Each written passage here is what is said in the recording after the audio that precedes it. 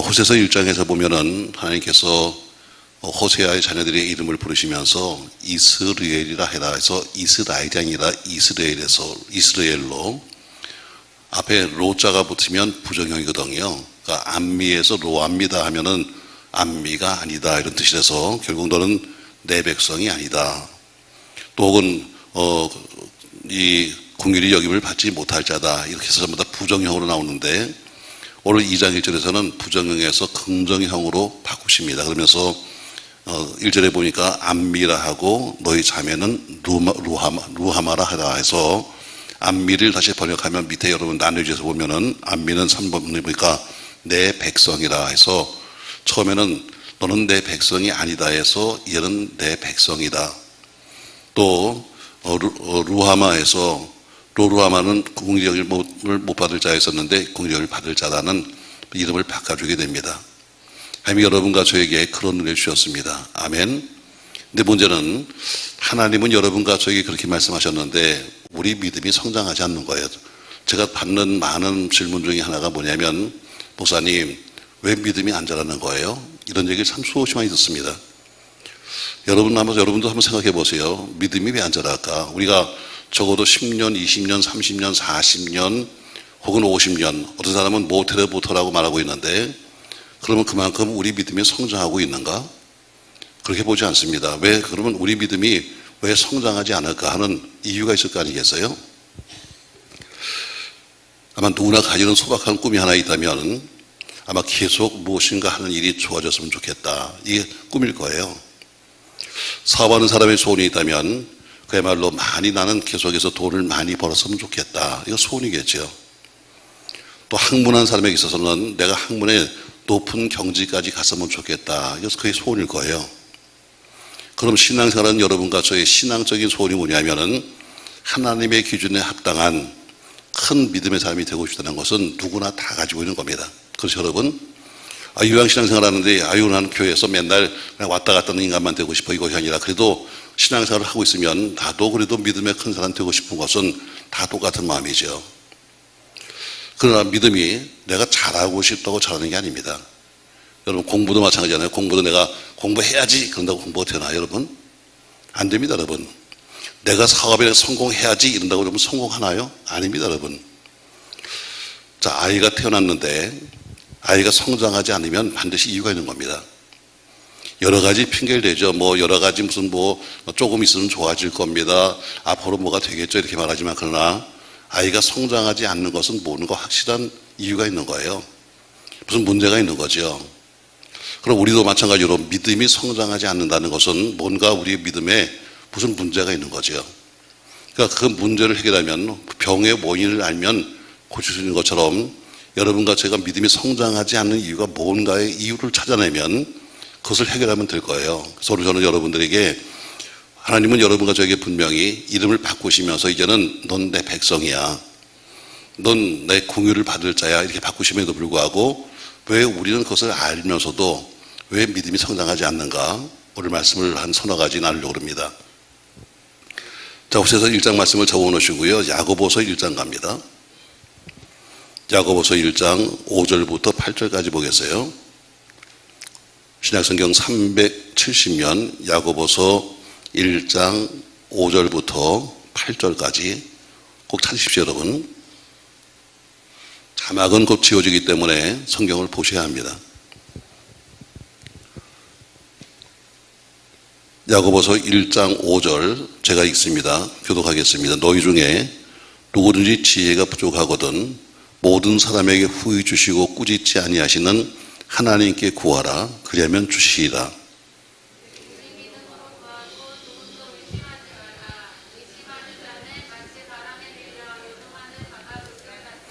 이런 사람은 무엇이든지 주께 얻기를 생각하지 말라. 정함이 없는 자로다. 아멘. 자, 뭔가 믿음이 성장해야 될 텐데 왜 성장하지 않는가? 왜 우리는 뭔가 아이가 잘해야 되는데 왜 안 자라는가? 근데 문제는 아이가 성장이 멈춰버리면 상당히 신경을 많이 씁니다. 여기저기 안 가는 병원이 없고 안 하는 짓이 없으면서 어떻게 하든지 아이 성장을 키우려고 하는데 신앙은 잘하지 않아도 전혀 관심이 없습니다. 뭐 언젠가 때가 되면 무슨 뭐 다 주님이 아시지 뭐 이러고 마는데, 아니요, 신앙생활도 여러분과 제가 만약에 문제가 있다면 그 문제의 원인을 분명히 밝혀야 합니다. 그래야 해결되지. 그냥 덮어놓고 무조건 세월이 가면 또 잘 될 거야 되면 이거는 전혀 뜻밖의 이야기입니다. 되지도 않는 이야기입니다. 자, 누구나 믿음이 크기를 원하고 있지만 믿음은 쉽게 자라지 않는다. 이유가 뭘까? 저는 그 이유를 말하면서 하나님은 분명히 약속하셨습니다. 이제 너는 내 백성이야. 넌 이제 긍휼의 여김을 받을 자야. 그럼에도 불구하고, 약속을 받았음에도 불구하고 왜 우리 믿음이 안 자라는가? 오늘 야고보서 1장 6절 말씀에는 이렇게 말씀하고 있습니다. 오직 믿음으로 구하고 조금도 뭐하지 마라? 뭐하지 마라? 의심하지 마라. 자, 의심하지 마라. 의심하는 자는 마치 바람에 밀려 이동하는 바다 물결 같으니, 이렇게 말합니다. 자, 우리가 왜 믿음이 성장하지 않는가? 믿음이 성장하지 않는 이유가 있는데, 자, 믿음에 성장하지 않는 이유가 있다. 오늘 야고보서 1장 5절에 보니까 뭐가 의심이 있으면 믿음이 성장하지 않습니다. 의심이 있으면. 너는 내 백성이야 했는데도 불구하고 그 말씀이 믿어지지 않으면 성장 안 하는 거죠. 넌 내가 긍휼을 베풀 자 했음에도 불구하고 그 말씀이 의심이 가면 결코 긍휼을 받을 수가 없는 거죠. 자, 믿지 못하는 게 뭐 여러분? 의심한다. 하나님은 믿지 못하는 거죠. 그러니까 믿지 못하니까 믿음이 자랄 수 없는 거죠. 성경은 이렇게 말합니다. 믿음이 적은 자요, 왜 의심하느냐, 이렇게 말해요. 믿음이 적으면 의심이 가는 것이고, 의심이 생기면 책망을 받는 겁니다. 여러분, 주님이 책망하신 사람들이 있습니다. 가난한 사람 책망했습니까? 아닙니다, 여러분. 못 배운 사람 책망했습니까? 아닙니다. 유대인이라고 무조건 칭찬 다 했고, 이방인이라고 책망했습니까? 아닙니다, 여러분. 오히려 가난한 여인을 칭찬하셨습니다. 그러면서 말씀하기를 가난한 여인에게 내 믿음이 크다, 이렇게 칭찬했어요. 이방인이었던 로마의 백부장을 향해서 칭찬했습니다. 왜? 백부장이 권세가 있기 때문입니까? 부자니까? 아니요. 백부장에게 말씀하기를 이스라엘에도 이만한 믿음을 내가 본 적이 없다 말씀해서 믿음의 문제를 말하고 있어요. 예수님이 보시는 것은 전부 다 믿음이었지, 넌 가난해, 넌 부자야, 넌 권력이 있어, 넌 이방인이야, 이걸 보지 않으셨습니다. 우리 주님이 죄 지은 사람을 책망했습니까? 아닙니다, 여러분. 가늠하다 들킨 여인에게 말하기를 너희 중에 죄 없는 자가 먼저 돌로 치라면서 그 여인을 옹호해 주었지, 그 여인을 우리 주님께서 책망하지 않으셨습니다. 그렇다고 해서 가늠한 것이 잘했다는 이야기는 아닙니다. 강도가 예수님과 더불어 함께 십자가에 못 박혔습니다. 근데 예수님을 인정하고 예수님께 낙원에 있기를 구하는 그에게 내가 오늘 나와 함께 낙원에 있으라, 이렇게 말씀했습니다. 그러면 옆에 있는 두 강도 중에서 한 강도는 어때요? 한 사람은 주범이고 한 사람은 종범인가요? 아닙니다, 여러분. 한 사람은 믿음이 있어서 예수님을 믿었고, 한 사람은 믿음이 없어서 예수가 말을 못 믿었습니다. 마찬가지로 하나님이 여러분과 저를 사랑하시고 오늘 본문처럼 이제는 너는 내 백성이 되었어, 너는 긍휼을 받을 자야, 이렇게 말씀했는데, 이 사실이 믿어진다면 여러분과 저는 하나님께서 반드시 약속하신 대로 여러분과 저에게 세밀한 계획을 세우실 겁니다. 저 여러분 이 사실을 믿으시기를 주의 이름으로 바랍니다. 자, 의심하면 어때요? 의심하면 믿음이 성장하지 않는다. 의심병이 걸리면 안 돼요. 그럼 첫 번째 뭐가 의심되느냐?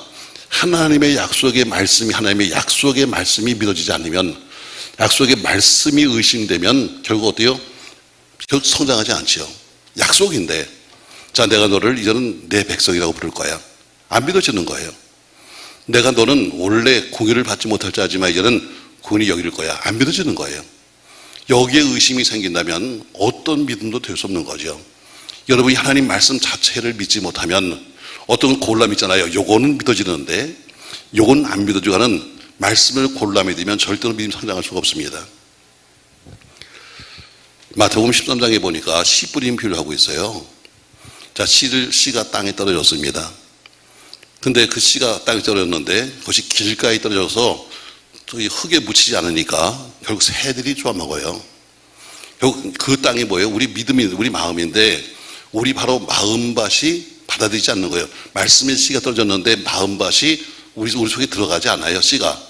그러니까 어디요? 와서 새들이 와서 씹어먹는 것처럼 사단이 와서 그 믿음을, 그 작은 그 씨를 갖다가 먹고 가는 거예요.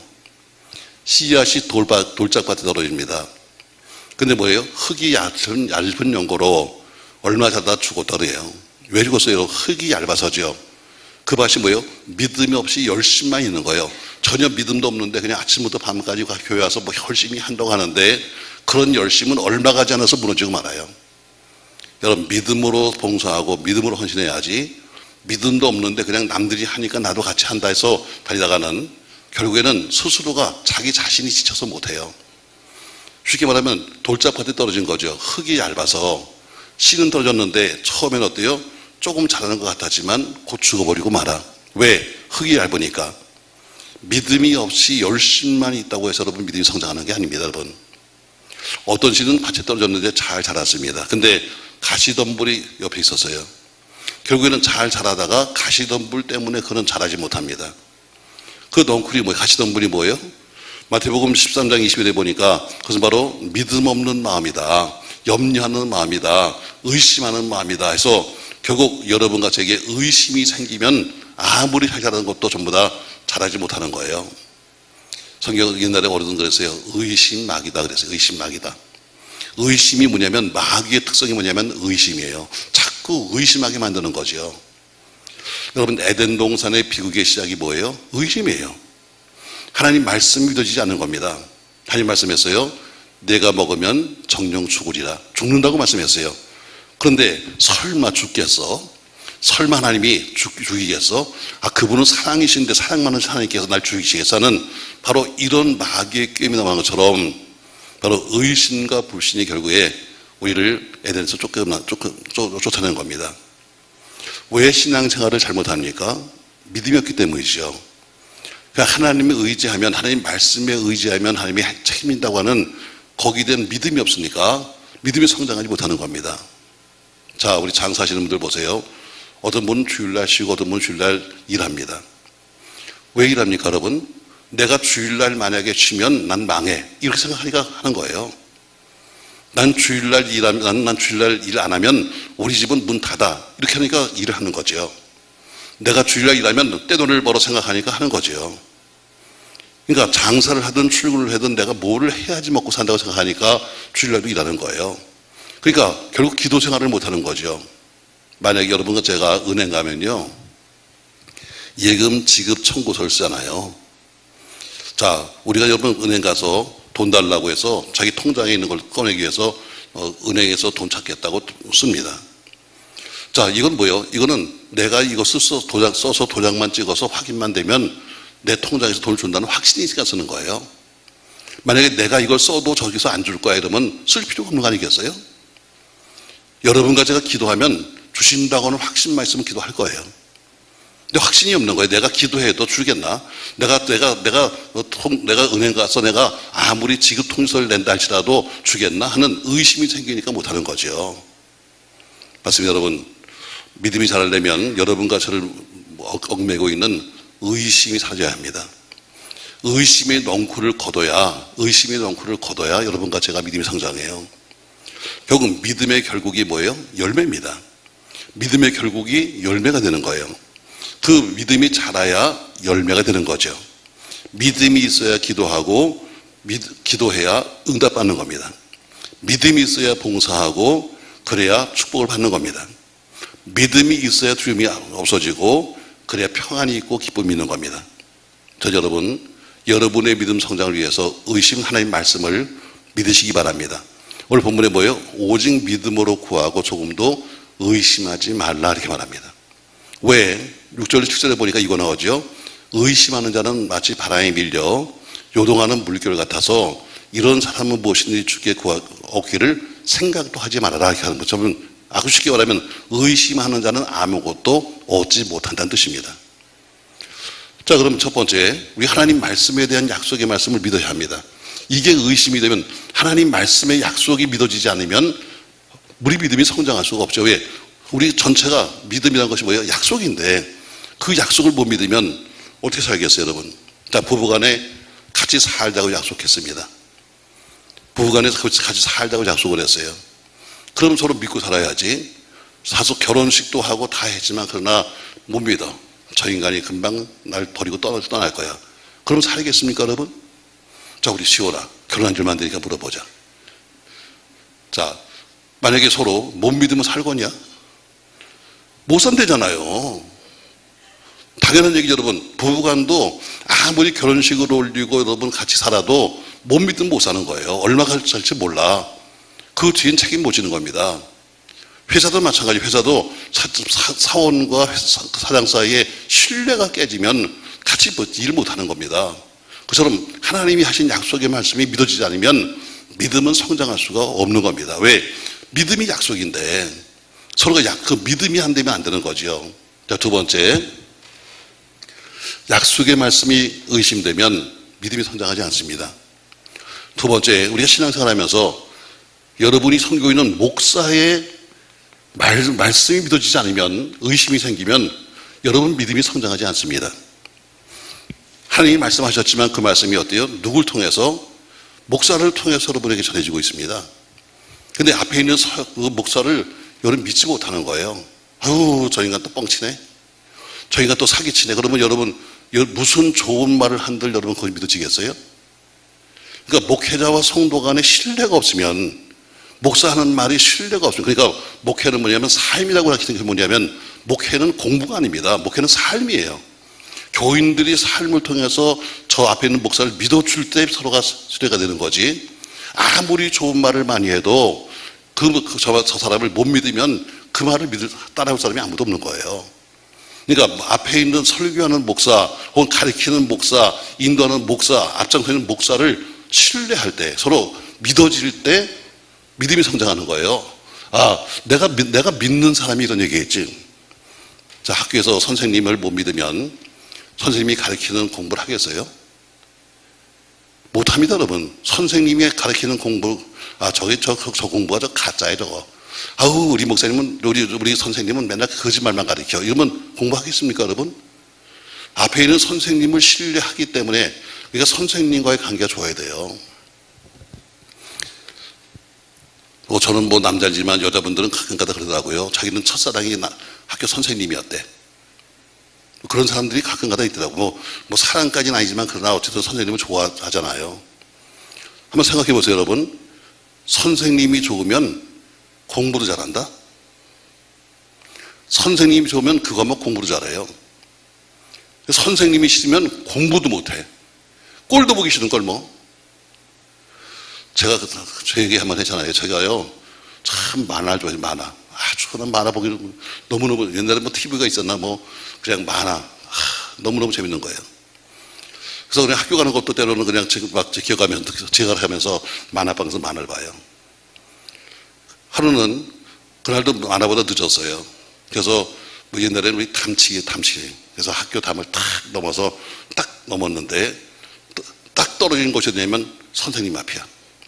하필이면 선생님이 그 벽에서 이렇게 있는데 똑 떨어진 것이 그 선생님 앞이에요. 우리 담임 선생님. 우리 선생님이 영어 선생님이거든요. 별명이 염소예요. 염소한테 찍혔어. 다음부터는 선생님이 나만 보면 어머니를 모시고 오래. 그러니까 그 선생님 시간만 되면, 영어 시간만 되면 항상 나는 고개를 숙이고 있어. 왜? 눈만 맞추면 어머니 데리고 와. 이렇게 되니까. 우리 어머니는 내가요, 정말 좋은 애인지 알아요.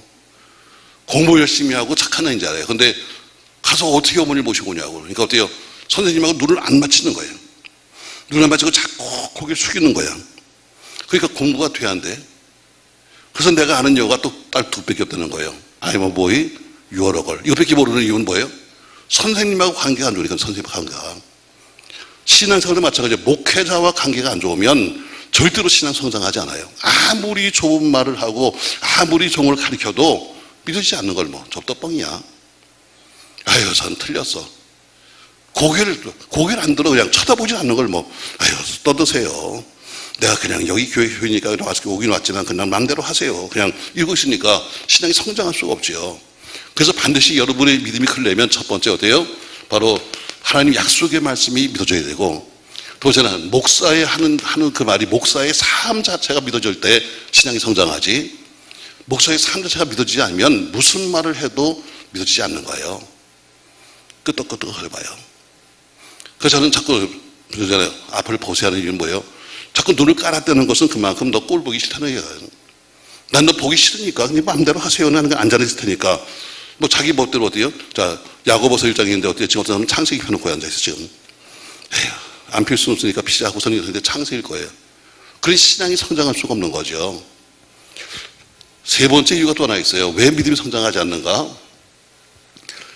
자신의 미래에 대해서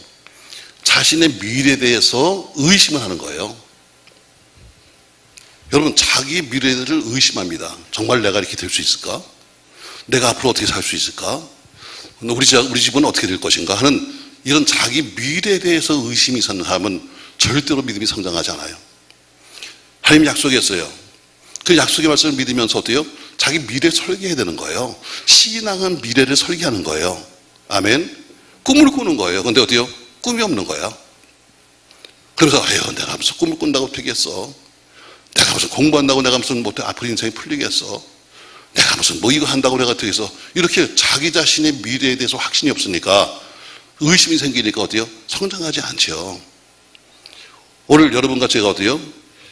바로 이 세 가지 때문에, 첫 번째 의심병 때문에 우리가 어때요? 믿음이 성장하지 않아요. 약속의 말씀을 믿으십시오. 오늘 내가 너를 이제는 내 자녀라고 부를 거야. 그럼 어때요? 믿으시면 되는 거예요. 이제 너는 궁의를 못 받을 자지만 궁의를 여길 거야 하면 어때요? 말씀 믿으면 되는 거예요. 그 말씀이 의심이 되면 절대로 성장하지 않아요. 이 세 가지가 바로 어때요? 첫 번째, 하나님 약속의 말씀을 믿어야 한다. 또 제 담임 목사의 하는 그 설교를 믿어야 한다. 세 번째, 자신의 미래를 믿어야 한다. 여러분 미래를 믿으십시오. 하나님 말씀했잖아요. 너 잘 될 거야. 그러면 아멘 하면 믿어요. 근데요, 잘 된다고요? 아이고, 잘 될 리가 있겠어요, 내 인생이? 아유, 우리 애가 잘 된다고요? 아이고, 우리 애 보니까 틀렸어요. 이런데 뭐 어떻게 크냐고요? 가장 첫 번째가 뭐냐면 의심이 있으면 안 된다는 거예요. 자, 두 번째, 또 한 가지가 나옵니다. 믿음이 성장하지 않는가? 사도행전 2장 38절 말씀 보세요. 사도행전 2장 38절 말씀 자막 주세요. 자, 같이 한번 읽겠습니다. 베드로가 가로되 너희가 회개하여 각각 예수 그리스도의 이름으로 세례를 받고 죄 사함을 받으라. 그러면 성령을 선물로 받는다 말씀합니다. 자, 베드로가 설교하는데 어때요? 자, 그들이 설교의 말씀을 듣고 마음에 찔렸어요. 그리고 설교의 말씀을 듣고 마음에 찔려서 묻습니다. 형제들아, 우리가 어떻게 하면 좋겠는가? 여러분, 설교를 들으면 그 설교가 여러분의 저의 마음을 찔러야 돼요. 이게 은혜 받은 거예요. 아유, 오늘 목사가 또 날 깠구나. 까는 게 아니라 여러분, 말씀이 찌르는 거야. 말씀이 찌르다는 것은 뭐예요? 여러분, 그게 은혜 받은 거예요. 오늘 저 목사가 하는 이야기가, 저 설교가, 혹은 저 지금 예화가 나의 가슴을 찔렀어. 이게 뭐예요? 이게 은혜 받은 거예요. 책망하는 게 아니라 은혜를 받았음에도 불구하고 어때요? 어떤 사람은 아유, 목사가 오늘 또 나한테 뭐 한마디 하네. 아니, 여러분, 이걸 그렇게 쓰면 안 되는 거예요. 자, 오늘 마음에 찔린 다음에 뭐예요? 똑같이 마음에 찔려도 행동이 달라져요. 사도행전 2장에 보니까 베드로가 하는 설교를 듣고 나서는 마음에 찔렸던 사람들이 마음에 찔려서 우리가 어떻게 하면 좋겠는가 이렇게 물어요. 그러니까 베드로가 오늘 대답하는 거예요. 너희가 회개하고 그리고 예수 그리스도로 세례받아라. 그러면 성령을 선물로 받는다 이렇게 말하잖아요. 스데반 집사님도 설교했어요. 설교 내용은 똑같아요. 근데 어때요? 거기도 마찬가지로 그들이 스데반 집사의 말씀을 듣고 마음에 찔렸어요. 찔린 다음에 그들은 뭐 했는가 하면 이를 갈면서 때려 죽였어요. 똑같은 말씀을 듣고 마음에 찔렸는데 어떤 사람은 회개하고 성령을 받았는데 어떤 사람은 이를 갈면서 돌로 쳐 죽였다는 거예요. 그러니까 중요한 것은 뭐냐면 마음밭이에요. 마음밭. 똑같은 말씀했어요. 베드로와 스데반 집사가 설교가 똑같아요. 초대교회 설교는 지금처럼 무슨 논리가 있고 이것이 아니라 다 똑같은 그냥 오로지 순수 복음이에요. 그러니까 그 복음을 들었는데 듣고 나서는 한 사람은 찔려서 회개하고 성령 받았는데 한 무리는 어때요? 이를 갈면서 때려 죽이는 것처럼 아무리 말씀이 똑같아도 듣는 사람마다 다른 거예요. 어떤 사람은 은혜가 돼. 어느 사람은 오히려 은혜는커녕 오히려 더 기분만 나빠. 이럴 쓴 거예요. 그러면 말씀은 똑같은데 시는 똑같은데 뭐예요? 받아들이는 마음밭에 따라 달라지는 거예요. 자, 오늘 베드로가 말합니다. 자, 우리가 어떻게 하면 좋겠는가 했더니 너희가 회개하고 세례받아라. 그러면 죄사함을 받는다. 그러면 성령을 선물로 받는다 말한 것처럼 이사야서 59장에 보니까 1절로 3절 속에서 주의 손이 짧아서 권하지 못하는 게 아니다. 주의 귀가 어두워서 못 듣는 것이 아니다. 우리 하나님이 귀가 어두워서 여러분과 저의 기도 소리 못 듣는 거 아닙니다. 우리 주의 손이 짧아서 여러분을 못 도와주는 것이 아닙니다. 그리고 말씀하신 뭐라고 그래요? 오직 너희 죄악이 너희와 너희 하나님 사이를 갈라놓았다는 거예요. 결국 죄에 눌리면, 두 번째 죄에 눌리면은 성장하지 못합니다. 죄의 돌멩이가, 자 보세요 여러분, 아무리 좋은 걸 심어도 죄의 돌멩이가 위에서 딱 누르고 있으면 성장할 수 없는 거죠. 그처럼 죄에 눌려버리면 믿음이 성장할 수가 없는 겁니다.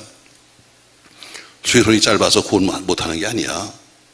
주님이 우리 귀가 어두워서 네가 기도하는 소리 못 듣는 거 아니야. 너와 나 사이가 죄 때문에 담이 딱 있기 때문에 도와주고 싶어도 도와줄 수가 없고 듣고 싶어도 들을 수가 없다는 거죠. 결국 너의 죄가 얼굴을 가리워서 하나님이 보지 않게 되었다 말씀합니다. 결국 하나님이 가장 싫어하는 것이 뭐냐면 죄인데, 죄는 하나님과의 원수입니다. 그러니까 하나님은 결코 작은 죄도 용납하지 않으세요. 우리는 작은 죄, 큰 죄가 있지만 하나님께는 다 똑같은 죄예요. 그러니까 하나님과 죄를 겸해서 섬길 수가 없는 거죠. 사람이 망하는 이유는 딱 한 가지입니다. 결국 죄 때문이에요. 그래서 성경 말합니다. 죄의 값은 뭐라고요? 사망이라고 말하고 있어요. 죄는 죽음으로 가는 통로입니다. 아담이 죄 때문에 에덴에서 쫓겨나고 결국 하나님이 어때요? 그래도 사랑하시니까 쫓겨나는 그 아담에게 가죽 한 벌 옷을 만들어 주었어요. 그러나 옷은 입었지만 뭘 잊어버렸어요? 에덴에서의 행복과 기쁨을 잊어버리고 말았어요. 가인도 자기 동생 아벨을 쳐 죽이고 죄 때문에 쫓겨납니다. 그가 두려웠습니다. 그래서 하나님 나 두려워서 못 가요 했더니 어때요? 하나님이 안전장치로 그의 이마에다가 가서 딱 도장을 찍어줬습니다. 이 사람 건드리지 마. 이마에 표를 찍었습니다. 그러나 그 이마에 표란 것은 또 뭐냐면 결국 과거에 하나님을 거역했던 하나의 증거의 표시예요. 자, 노아의 가정도 마찬가지로 결국 노아의 죄로 인해서 노아의 실수 때문에 결국 그의 후손들이 불행해집니다. 여러분 노아에게는 아들 셋이 있었잖아요. 셈, 함, 야벳. 그걸 아시죠 여러분? 아들 셋이 있었습니다. 근데 성경에는 분명히 이렇게 말하지만 노아가 농사했는데 노아는 농사꾼이거든요. 제일 먼저 지은 농사가 포도 농사였습니다. 근데 아주 잘 됐어요. 잘 될 수밖에 없죠. 왜냐면 대풍 큰 홍수가 나가지고 엄청난 모든 것들이 다 죽어가고 다 그게 더 거름인데 뭐. 그러니까 잘 될 수밖에 없어요. 또 땅이 좋아지니까. 그가 바에서 내려와서 처음 심는 것이 포도예요. 심었는데 포도가 대풍을 이뤘습니다. 자, 근데 어때요? 성경에 보니까 노아가 술 취했다 그래요. 술 취했다. 노아 할아버지가 술 취했대요. 당대 의인이었는데. 자, 저는 노아가 굳이 술 퍼먹고 싶어서 그래도 명색이 노아 할아버지가 의인인데 그랬겠어요. 난 그렇게 보진 않아. 그냥 가끔가다 이렇게 말하죠. 자, 거기 무슨 농산 잘 돼가지고 포도는 많이 소출을 했는데 그걸 어디다 보관하겠어요? 그 뜨거운 사막 지방에다가. 그냥 창고 하나 엉성하게 져놓고 나서 거기다 척척척척 쌓아놨겠지. 그게 무슨 보관되겠습니까 여러분? 근데 가서 내가 포도 농사 지은 게 잘 있나 하고 가봤더니 아니 밑에 처음 보는 국물이 있어. 국물이. 무슨 국물이야 그게? 포도가 국물이 생겼네. 그래서 이게 또 뭐야? 하고선 이렇게 찍어 먹었겠지. 이게 맛이 삼삼한 거예요. 먹어서 알잖아. 이게 맛이 삼삼한 거예요. 그러면서 어때요? 팽 도는 거예요. 그래서 어때요? 전 그걸 먹었을 뿐이야. 나는 이렇게 좋게 말하고 싶어요. 어쨌든 노아 할아버지가 술 취했어요. 자, 그래도 노아 할아버지는 그래도 술버릇이 좋은 사람이에요. 왜? 술 취하고 어디에? 자기 집에 가서 잤어요. 근데 내가 볼 땐 너무 처음 먹은 술이니까 막 가슴은 뜨겁고 막 속은 타고 그러니까 어때요? 그냥 옷 벗고 잤지 뭐. 근데 하필이면 함이 와서 그걸 봤어요. 근데 봤는데 보니까 세상에, 하나님도 의인이라고 불렀는데 우리 아버지가 세상에 술 먹고 홀딱 벗고 자는 거예요. 아이고, 참 우리 아버지가 주책바가지네. 세상에 이게 뭐야. 나와서 어때요? 가서 여기저기 벙벙 다니면서 형 만나도 이야기합니다. 아이고 형, 우리 아버지가 주책을 떨어 가봐 홀딱 벗고 잔다. 이러고 다니는 거예요. 결국 샘과 야벳이 어때요? 가서 보니까 아버지가 그 모양이니까 혹시 아버지의 하체를 볼까 두려워서 뒷건주서 들어가서 아버지 하체를 덮어놓고 나와요. 자, 노아가 술 먹었는데 술 기운이 며칠 갑니까 여러분? 얼마 있다 깼어요. 깨서 보니까 어때요? 벌써 이 얘기가 다 퍼진 거예요. 그때 아들 셋을 불러놓고 이렇게 합니다. 함, 넌 저주를 받아라. 여러분, 제가 언젠가 이런 설교했어요. 자, 여러분, 함이 무슨 말 했어요? 아유, 우리 아버지가요, 술 취했어요. 참, 이게 뭐하는 짓이야? 이게 했어요. 제가 여러분에게 설교하면서 그때 제목을 이렇게 잡았습니다. 사실인가, 진실인가? 여러분, 노아가 술 먹은 게 사실입니까, 아닙니까? 우리 맨 앞에 항상 있어서 좋아. 자, 노아가 술 먹은 게 사실이 아니냐? 사실이지? 옷 벗고 잔 건 사실이 아니냐? 대답을 해. 사실이에요. 여러분, 사실을 사실로 말했으면 칭찬이 되는 거 아니야? 아우, 너는 참 사실을 말했구나. 너는 잘했다. 칭찬이 되는 거 아니에요? 근데 뭐예요? 함, 넌 저주를 받아라. 무서운 얘기입니다, 여러분. 사실이었는데 사실을 사실로 말했는데 저주를 받았어요. 이건 이상한 얘기 아니에요, 여러분? 오히려 노아가 칭찬을 하면서 참 너는 넌 내가 똑바르구나, 야. 이렇게 말하지 않아요. 넌 저주를 받아라. 지금 여러분 저렇게 시끄러운 저 중동의 저쪽 대부분이 다 그 자손들이에요. 그럼 지금 이렇게 생긴 이유가 뭐냐? 결국에는 뭐예요? 노아의 실수, 노아의 죄 때문이에요. 실수였다고 말하지만 어쨌든 죄는 죄예요. 결국 노아가 어때요? 술 먹고 취해서 부린 추태로 인해서 한 가정 전체가 어때요? 완전히 박살나고 만 거예요. 그리고 지금 여기까지 오는 거예요. 죄의 결과가 이렇게 하루 이틀 끝나는 게 아니라 큰 겁니다. 그래서 제가 여러 설교했어요. 사실인가 진실인가? 사실은 사실이지만 그러나 사실을 사실로 말하면 안 되는 사실이 있다는 거예요. 똑같은 사실인데 아무리 내가 본 사실일지라도 사실을 말하면 안 되는 사실이 존재한다는 거예요. 여러분, 뭐 그럴 리 없겠지만 과거에는 뭐 참 아버지들이 참 술도 많이 먹었잖아요. 어떤 사람은 뭐 술 주정뱅이도 있죠. 자, 혹시나 그냥, 자, 우리 아버지가 술 주정뱅이라고 칩시다. 자, 우리 아버지가 맨날 술 먹고 말이죠. 그냥 뭐 엉뚱한 짓을 하고 다녀요. 그래서 그런다고 진짜 하더라도 또 어떤 분은 정말인가, 정말 아니고 예화야. 자, 동네 사람이 물어보기를, 야, 네 아버지가 술꾼이 술주정뱅이냐?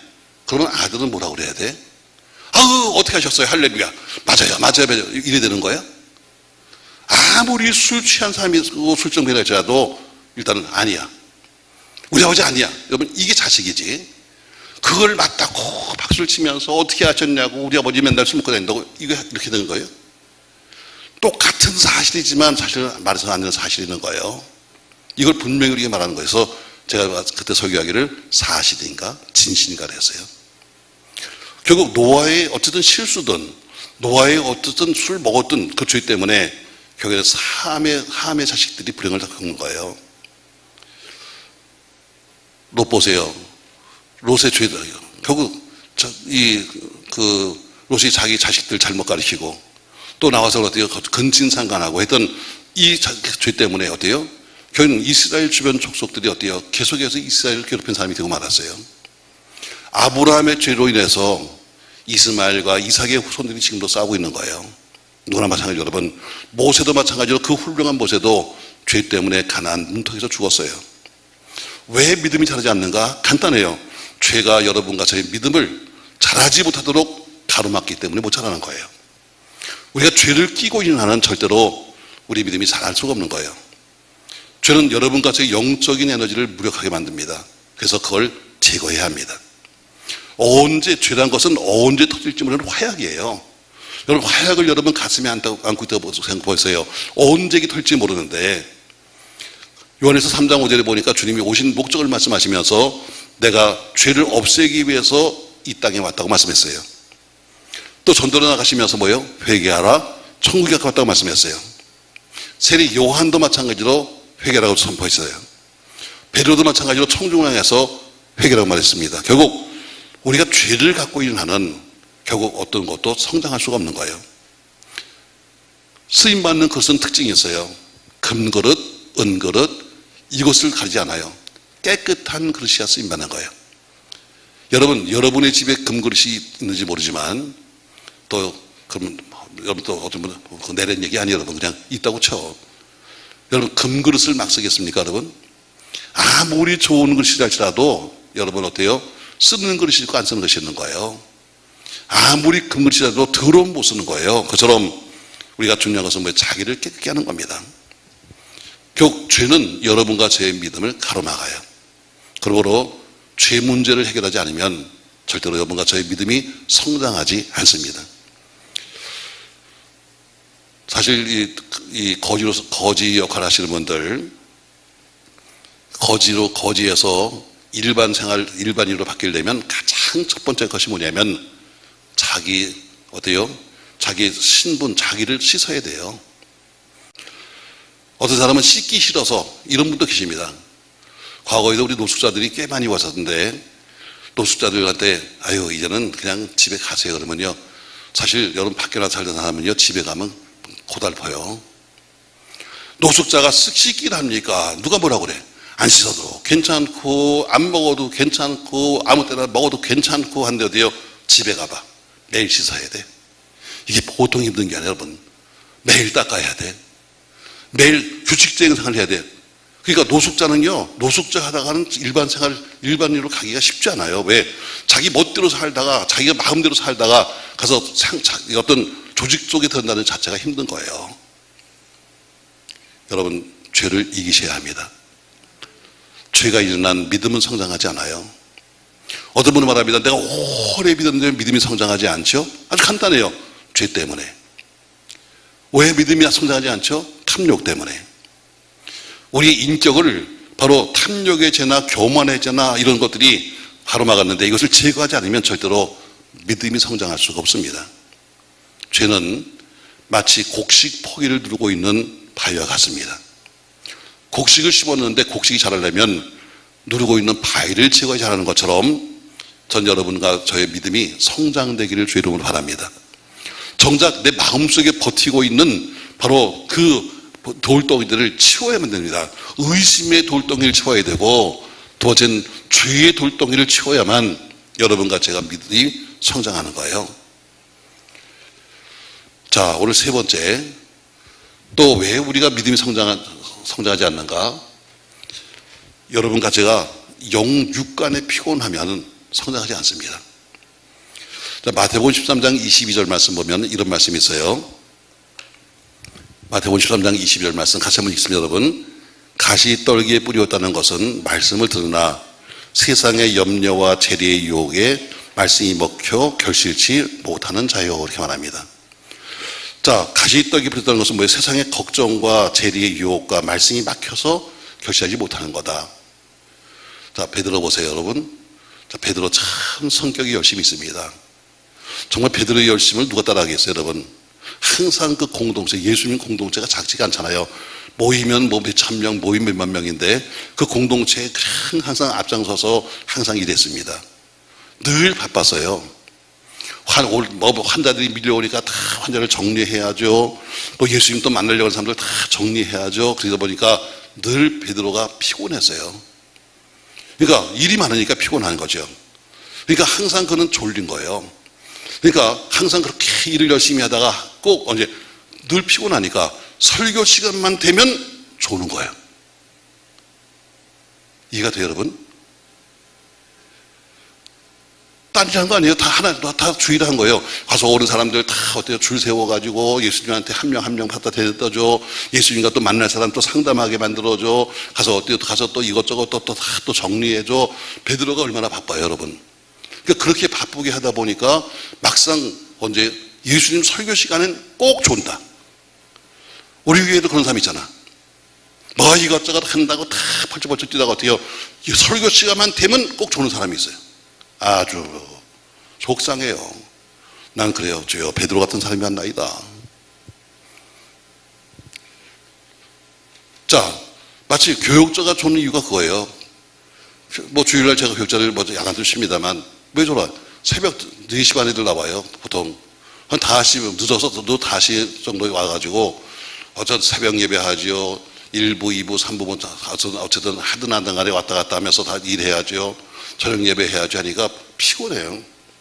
그러니까 언제 좋냐면 꼭 오후 시간 되면 입신 근처로 다 가. 여기서 보면 볼만해요. 다 눈을 막 비비고 막 이러는데 전부 다 입신 근처에 가 있어. 근데 그게 무슨 은혜가 되겠어요? 말씀 여러분, 오늘 늘 피곤하면 사실 설교 제대로 못 들어요. 다른 지하들이 아유 베드로야 넌 왜 매일 조는 거야? 그러면 베드로가 이렇게 말합니다. 너도 한번 일해봐. 너도 새벽부터 한번 일해봐. 아마 베드로가 이렇게 말했을 거예요. 그러나 주님은 그걸 원하지 않으셨어요. 주님은 뭘 하든지 네가 하나만 제대로 해라. 하나라도 이것저것 분주하게 많이 하면서 졸고 다니지 말고 네가 뭘 하든 간에 하나도 제대로 해라 하는 것처럼 여러분 보세요. 베드로가 그렇게 일을 많이 했잖아요. 근데 베드로가 한 일이 과연 무엇일까?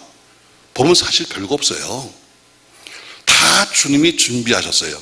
자, 오병이어 때 베드로가 어때요? 다니면서 뭐 사람들한테 다 뭐 줄서서 다 나눠줬지만 그러나 정작 오병이어를 준비하신 분은 주님이세요. 어떤 소년이 준비했고 그 소년이 준비한 것을 갖고 주님이 축복하니까 된 것이지 베드로가 한 것은 나눠주는 것밖에 없는 거예요. 초일 만찬 때도 베드로가 준비했을 거예요. 그러나 그것도 베드로가 준비한 게 아니에요. 뭐 누가 어떤 한 여인이 준비해 줬어요. 변호사에서도 마찬가지로 은혜 받아서 어때요? 내가 주님 초막 3개를 짓겠습니다 말만 했지 안 줬어요. 결국 땀 흘리고 수고한 것은 사실이지만 베드로가 늘 주님께 한 이야기의 끝에 하면 뭐냐면 아이고 주님 피곤해요. 이거 피곤하다. 그래서 결정적인 실수가 나와요. 예수님 마지막으로 겟세마네 동산에 기도로 가십니다. 그래도 가장 가까웠던 제자 3명을 데려가면서 부탁해요. 내가 참 지금 나 위해서 좀 기도해줘. 근데 와서 보니까 우리가 어때요? 주무시게 계신다. 입신했다. 또 와서 깨워놓고 말합니다. 시험에 들지 않도록 깨어있어 기도해라. 갔다 오니까 또 입신했다. 왜? 베드로가 분명히 말씀을 들었어요. 근데 어때요? 안 자려고 애를 썼지만 졸린 거예요. 그래서 할 수 없이 그는 잠을 잤어요. 여러분 이렇게 편한 예배당 같으면 이해가 돼 자는 것도 에어컨 시원하고 근데 그것도 아니고 겟세마네 동산 그 비탈길에 앉아가지고 여러분 그 잠을 잘 정도면 얼마나 피곤했겠어요. 깨어나면 자고 깨어나면 자고 주님이 아무리 깨우셔도 어때요? 졸음을 이길 수가 없는 거예요. 이유 한 가지요. 피곤했기 때문에. 늘 피곤해. 늘 피곤해. 여러분 베드로가 누구예요? 주를 위해서 모든 것을 포기한 사람이 베드로예요. 물불 안 가려 충성한 사람이 베드로예요. 그러나 마음은 온유한데 육신이 약하니까 깨어있지 못하고 그는 늘 피곤하다고 말하면서 잤어요. 여러분 기도할 사람이 기도하지 않으면 죄입니다. 왜 기도를 못합니까? 왜 집사님 기도 못하세요? 피곤해서요. 왜 집사님이 새벽에 못 나오시니까? 피곤해서요. 여러분 내가 무엇인가 한다고 생각하니까 피곤한 거지 오히려 주님께 맡기면 주님이 더 잘할 수 있어요. 기도 생활을 위해서 여러분 조금만 덜 보십시오. 새벽부터 나가서 버느시는데 기도 생활을 위해서 조금씩 여러분 좀 덜 보십시오. 모든 이 잠드는 병에 든 사람들 보면요 다 똑같습니다. 여러분 매일 앉으면 아유 힘들어, 아유 바빠 죽겠어, 아유 피곤해 죽겠어. 매일 죽겠다는 일만 나오는 겁니다. 여러분 세상에 남이 죽으려고 해도 죽지 말라고 해야 되는데 입만 열으면 죽겠다고 하는 이야기가 나오는 뭐냐면 영육간에 피곤한 거예요. 여러분 기도 생활 안 하면 영육수입니다. 육신이 못 쉬면 몸이 죽는 거예요. 기도 생활 안 하면 영이 죽고 육신이 쉬지 못하면 육이 죽는 겁니다. 사람이 다 병들어서요 마지막 병원 가면요 가서 아유 어떻게 오셨어요? 그래서 제가 막 얘기하면 의사가 이렇게 말합니다. 예, 이젠 그냥 쉬십시오. 이 얘기는 뭐예요? 이제 그 당시 끝났다는 얘기예요. 이 말 이제 좀 쉬시는 게 좋겠습니다. 이 얘기 들으면 지금까지 벌어놓은 그 모든 것이 순식간에 날아가고 마는 겁니다. 전 여러분에게 권면합니다. 우리가 목사가 짓는 죄 중에서 가장 큰 죄가 뭡니까 여러분? 기도하지 않는 게 죄겠죠. 기도를 쉬는 것도 죄겠죠. 근데 그 죄를 짓게 하는 원인이 뭐냐면 바로 피곤이에요. 매일 피곤한 거예요. 매일 피곤한 거예요. 그러니까 저도 마찬가지로 그게 늘 괴로워요. 늘 앉으면 피곤해. 그래서 사실은 세 번째 뭐예요? 피곤하면 뭐가 피곤하냐? 영적으로 피곤하면 영적 피곤과 육적 피곤이 있는데 이 두 가지가 피곤하면 바로 스스로가 어때요? 믿음이 성장하지 않는 거예요. 전 여러분이 오해하지 말고 들었으면 좋겠어요. 참 항상 보면 일을 이렇게 맡기다 보면 일하는 분에게 또 일을 맡기고 또 일을 맡기고 참 죄송해요. 사람이 자기 분량이 있는데 어떤 때는 믿을 사람이 없으니까 집사님 하나 더 하세요. 권사님 더 하세요. 하다 보니까 한쪽으로 자꾸 힘이 쏠리는 거예요. 얼마나 피곤할까. 사실 그렇게 시키면서도 저 사람이 얼마나 피곤할까. 제일 무서운 건 뭐냐면 저러다가 그냥 지쳐서 스스로가 놔버리면 어떡하나. 이게 문제예요. 사실 우리가 지금 9시에 이제 주일학교를 해야 되는데 제가 사람을 이렇게 보고 있거든요. 누구한테 얘기를 할까. 다 좀 대상자들이니까.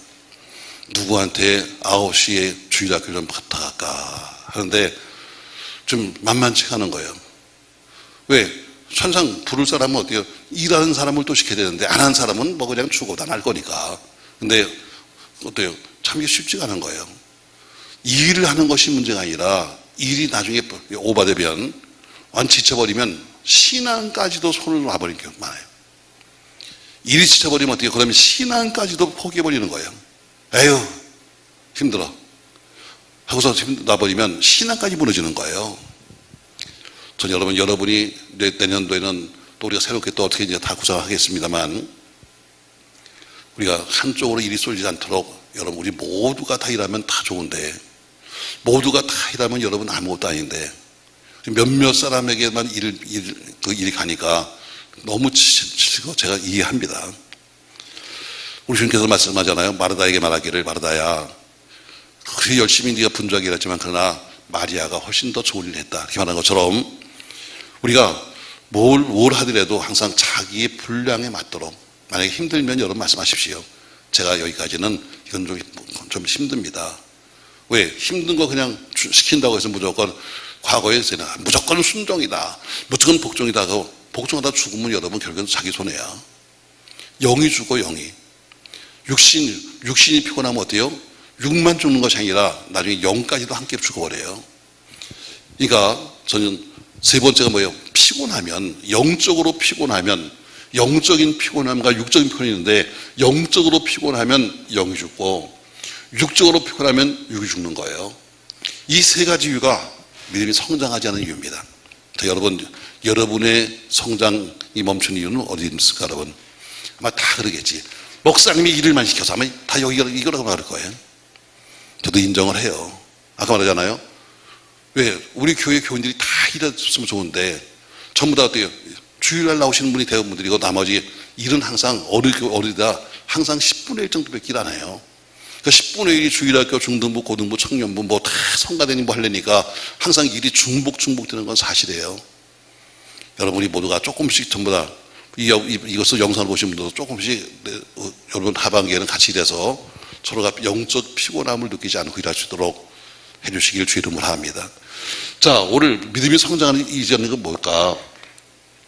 분명히 약속했어요. 내가 이제 너를 이스라엘로 부를 거야. 내가 너를 이제는 내 자녀라고 부를 거야. 내가 너를 이제는 궁유력 일 거야. 이런 약속을 받았었는데 왜 그런 약속을 받았지만 왜 우리가 믿음이 성장하지 않는가? 첫 번째, 의심하면 그렇다. 약속의 말씀이 믿어지지 않으면 믿음이 성장하지 않고 목회자, 앞에 있는 목회자의 그를 믿지 못하면 믿음이 성장하지 않고 세 번째, 자기의 미래에 관해서 믿지 못하면 믿음이 성장하지 않는다. 갈 사람은 끄떡끄떡. 두 번째, 죄에 눌리면, 죄의 바위덩어리에 눌리면 아무리 좋은 씨를 뿌려서 성장한다 할지라도 절대로 자라지 않습니다. 세 번째, 지나치게 피곤하면, 세상에서 일도 마찬가지잖아요. 일도 아무리 좋은 일을 여러분 나가서 그 직장에서 한다 할지라도 일이 너무 피곤하면 여러분 그 일도 오래 하지 못하잖아요. 그처럼 영적인 피곤함과 육적인 피곤함, 이것을 어때요? 스스로가 잘 조절하셔야 됩니다. 이것이 바로 우리가 이길 수 있는 비결이에요. 제가 가끔가다 교육자들한테 그럽니다. 왜 새벽에 안 나오니? 아유, 제가요, 좀 눈을 떠보니까 지났네요. 일찍 자야 일찍 일어나는 거야. 사내 열리는 또 여러분 뭐예요? 일찍 자는 거야. 그래야 일찍 자야 일찍 일어나지. 11시, 12시까지 계속해서 온갖 짓 다 하다가 새벽에 눈이 떠져. 떠보니까 주여 아시는 주님, 시간이 지났네요. 이렇게 되는 거죠. 일찍 주무세요. 그래서 새벽에 나오신 분들은 일찍 주무시고 일찍 자야지 일찍 깨어나는 거지, 늦게 자는데 일찍 일어난다는 건 그런 법은 없어요. 저는 여러분 믿음이 성장해서 오늘 약속의 말씀처럼 이제는 이스라엘에서 이스라엘로, 이제는 이제는 내 자녀가 아니었었는데 내 자녀로, 공의를 여길 자로 하신다는 말씀을 믿으면서 여러분의 믿음이 성장할지언정 믿음이 점점 약해지지 않기를 주는 바랍니다. 종종 묻는 얘기입니다. 목사님, 왜 나는 믿음이 안 자라는 거예요? 간단해요. 이유는 딱 이겁니다. 나는 지금 어디에 지금 문제가 있는지 잘 기억하면서 우리 모두가 이번 가을에는 믿음이 크게 성장하는 기회가 되시기를 예수님의 이름으로 부탁합니다. 고마우신 전능하신 아버지, 씨를 심는 목적은 바로 열매를 거두는 데 있습니다. 믿음의 씨를 뿌리는 것도 믿음의 열매를 거두는 것이지, 씨만 뿌리고서 열매를 거두지 못하면 실패작이 되고 마는 겁니다. 씨는 분명히 뿌렸는데 자라야 될 텐데 모자라는 것은 무엇인가 가루막 없기 때문인데, 오늘 성경은 우리에게 이렇게 말씀하고 있습니다. 아무쪼록 무엇이 막았는가를 잘 기억해서 그 돌덩이를 치움으로, 의심의 돌덩이, 죄의 돌덩이, 피곤의 돌덩이를 치움으로 우리 모두가 성장하도록 축복하여 주옵소서. 예수님의 이름으로 기도합니다. 아멘.